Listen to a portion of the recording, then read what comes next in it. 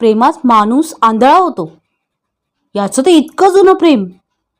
एक मित्र असाच म्हणाला, अरे प्रेम पैशावर असतं. फ्लॅट, पॅकेज, पुणे मुंबई निवास, सरकारी नोकरी.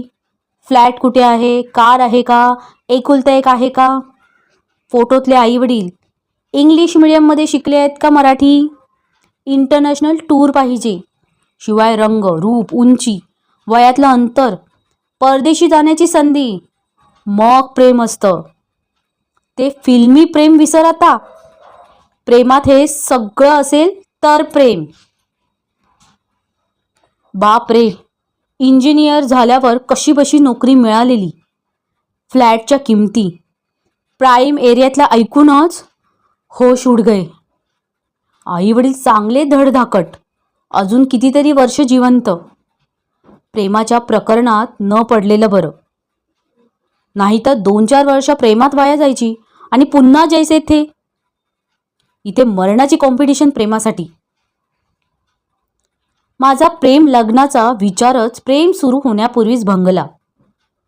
मग विवाह मंडळात नाव नोंदवलं. प्रथम एकामागोमाग एक खूप ऑनलाईन ऑफलाईन प्रपोजल आली. बाप रे, साधं लग्न फारच अवघड होतं. मुलींची संख्या इतकी कमी आणि अटी 101. एकीला भेटायचं ठरलं. मी एकाबरोबर 5 वर्षे लिव्ह इन मध्ये राहत होते. आता लग्न करायचे. बाप रे, हे सगळे नवेच होते. मग आणखी एक मुलाखत. मी नोकरी करते, फ्लॅट घेतलाय, त्याचं कर्ज फेडते. तिथे माझे आई वडील राहतात आणि मला खूपदा तिथे जावे लागते, राहावे लागते. तुझ्या घरात काम वगैरे करायला जमणार नाही, पगार तिकडेच.